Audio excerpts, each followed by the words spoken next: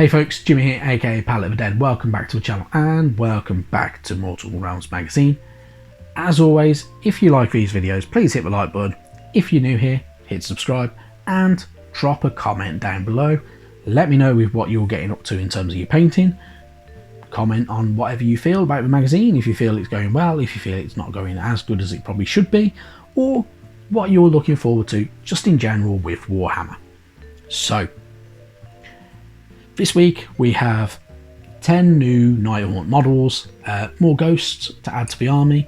We have some Glaive Wraith Stalkers, some Grimghast Reapers, and that Lord Executioner model. This, in all honesty, is very good value. 10 models for the price of a magazine for like £8 is really good stuff. Yeah, can't say anything better about it. It's definitely worth the price this week. So that's going to be very good fun to do, and it will keep us busy for a little bit longer, painting all those. So, onto the magazine itself, and straight away we're greeted by the Lord Executioner. So, there is no honour in your soul, and there shall be no redemption. A quote is attributed to the spirit of Andros the Black. In the living world there are many executioners tasked with ending the lives of the guilty, often by axe stroke or at the end of a noose. Among these executioners are those that knowingly slay the innocent and claim that they are just doing their duty. These mortals are likely to attract the attention of Nagash. So, Lord Executioners are created from the souls of those that either took no care to ensure their victims were guilty, or they just enjoyed their work a bit too much. These souls are marked for punishment upon their deaths, and Nagash prefers to curse those who were eventually slain by the relatives of those they executed. These doomed souls are remade into the spectral form of the Lord Executioner, and charged with slaying heroes, champions, kings, and anyone else who defies the laws of Nagash. So Nagash, being the very vengeful god that he is, likes to torment pretty much every soul he can get his hands on. And people who are executioners have that joy of being tormented by Nagash, and they, if they're a bit overzealous in their ways, they will become a Lord Executioner. So the Lord Executioners on average will carry the gallows on their back with a hangman's noose and a decapitating great axe, but they also have the greater part of their curse, which is of course having the ghostly skulls of their victims, one, protecting them, but forever berating them. So, pretty cool. It's nice to see. They are forever kind of cursed to wear the Executioner's hood as well. So, it's a really nice model. The base is a plain base, so you will probably want to do something nice with it. Whether you're going to wait for the skulls that we're going to get in a future issue, or you've got some bits and pieces that you can make up your own base, whether it's Sterling Mud, whether it's some diorama effects like ground texture and stuff like that from like Vallejo, or whether it's anything like that. Not too bad, pretty good stuff, and you'll want to do the same for a lot of it to try and make sure that it all matches the current army that you've got going with those Nighthaunts. So, on to the next page, we've got Grimghast Reapers. So, Grimghast Reapers are formed from those who murdered their rivals without getting blood on their own hands. In death, they have been cursed to slay Nagash's enemies in the most brutal fashion, staining their hands red with blood. So, in life, those who become Grimghast Reapers were careful, precise killers. They either planned and plotted and worried over every act of cruelty they committed, but they never had a hand in acting in the violence itself. So, what they would do, they would poison somebody, they would hire mercenaries, they would whisper lies to coerce other people into committing the act of murder, and stuff like that. So they were generally crafty buggers getting out of actually getting their own hands dirty.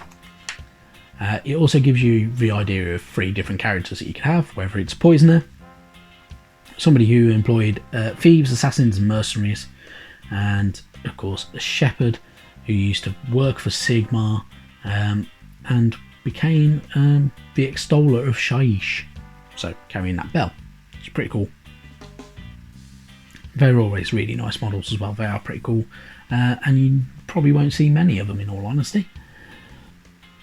Then we move on to the history section. So the history section this week is of course about Ghyran, the realm of life which we are now in, according to the magazine, which is the Jade Kingdom. So Ghyran is the realm of life.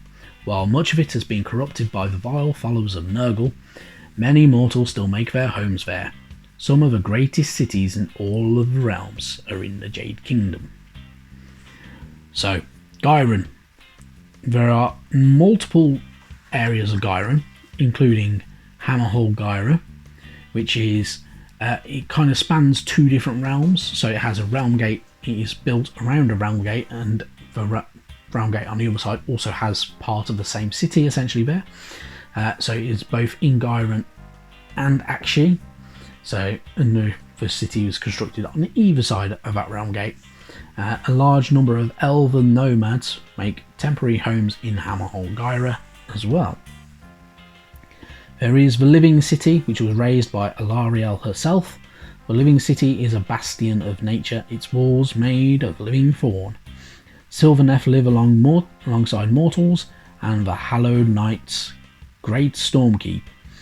The oaken spire towers over the city. So, the Hallowed Knights, being Stormcast, have their Stormkeep inside the Living City, keeping a watch over everything and trying to help keep away all the evil, especially Nurgle, from that city as well. And then of course it mentions Greywater Fastness. So the Greywater Fastness is a city of technological progress. The people of Greywater Fastness must contend with clouds of smog. The pollution though angers the Sylvaneth, who have clashed with the city's armies. So Greywater Fastness is very, very focused on industry, and essentially in a realm of life, obviously life is not going to appreciate that.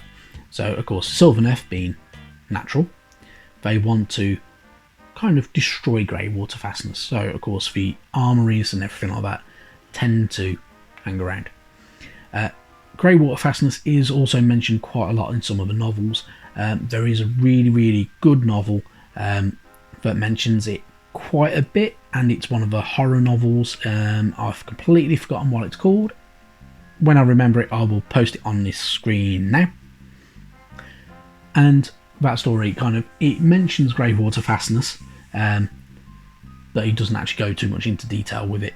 But it is a very, very good story. It's got a nice little bit of horror to it, got some nice little twists, and works very, very well with that story as well.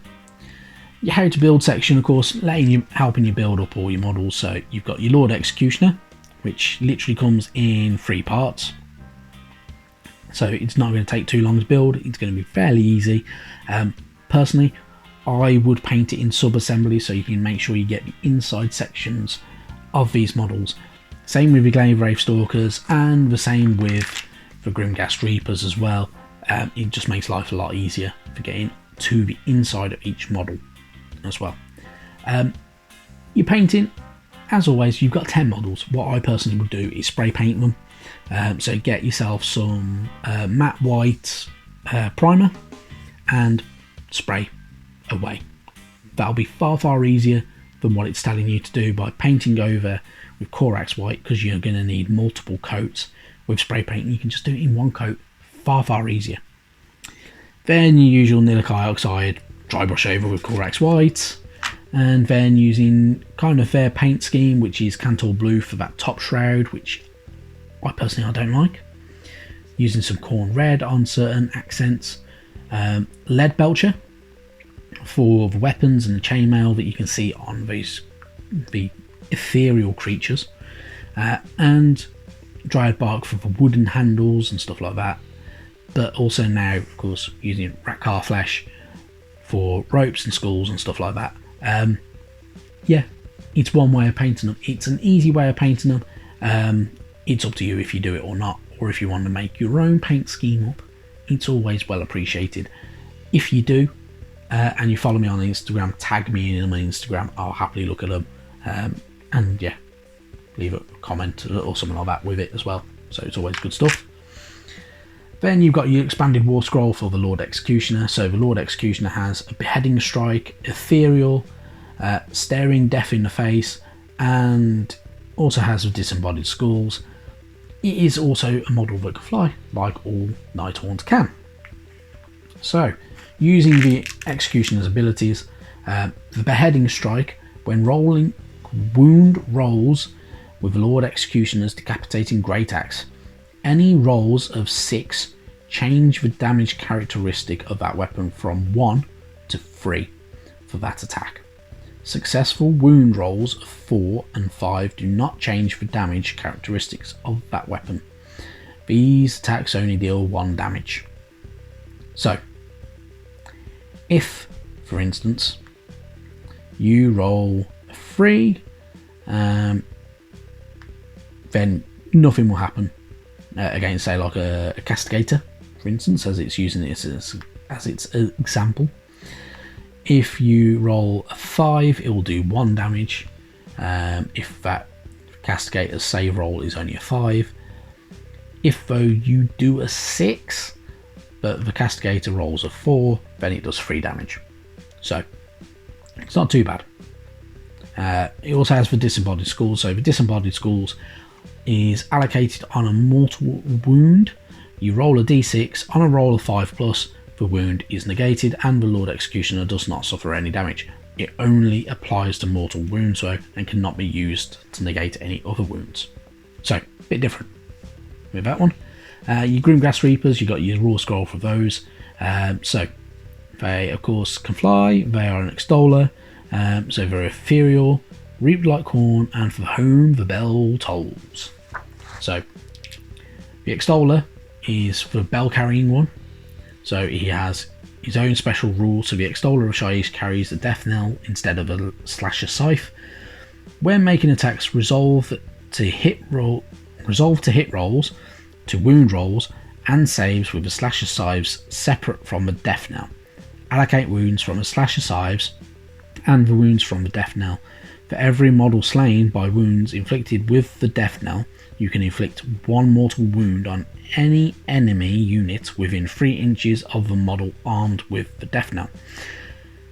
So yeah, some different rules for death knell for the bell carrying Grimghast Reaper than there is to slasher scythe carriers.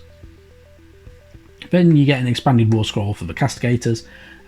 Very, very nice. So of course we've got some extra information of how to use their abilities, including the Castigator Prime, Etheric Channeling, and the Burst of Celestial Energy. And then you've got your battle plan, which is the Spectral Headsman. So, setting up with a Nighthawk going first, and you can have your Castigators and a Prosecutor going up. So your 5 Castigators, to be precise, 1 Prosecutor and your Night Quester going up against the Glaive Wraith Stalkers. But essentially all the models from this issue, I think. 9 Glaive Wraith Stalkers, so all your Glaive Wraith Stalkers full stop. Your 4 Grimghast Reapers and your Lord Executioner with that one, if you want to play that battle map on the Ghyran map as well. So, not too bad. Right, next week what we've got paint. We have Balthasar Gold and Agrax Earthshade. We're going to find more out about Nurgle for Plague God, and some new rules for the magic in your games. Then we are going to get terrain in issue 26. So we're going to get first Realm of Life terrain. It is Azerite Ruins. So technically, yes, no. They are pretty cool. They look quite nice. We've got that nice flooring, so you can use them in different ways. So we'll find out about the Sylvaneth in that issue, and we'll get new rules for terrain as well. Right then, so that's issue done. There will be another video this week. I'm just going to be preparing it over the next couple of days, and when we'll go into it and go through it all and everything like that. Right, thank you very much for watching, and I will catch you next time. Bye bye now.